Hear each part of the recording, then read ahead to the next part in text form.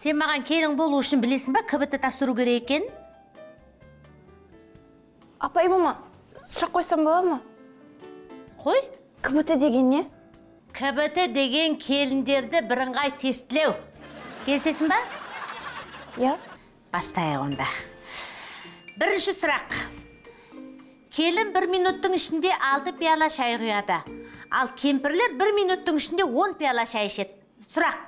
Келін қашан таяқ жейді? 1 минут. Дұрыс емес. 2 минут. Дұрыс емес.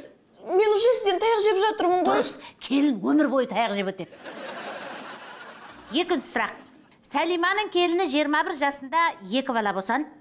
Мағрипаның келіні 21 жасында 100 қонақ күтіп алды. Жанипаның келіні 21 жасында 10 сиырдан 60 литр сүт шығады. Ал сен не істеп отырсың? Кешіріңіз, бұл қай сабақтан сұрақ болды? Өзін-өзі тану.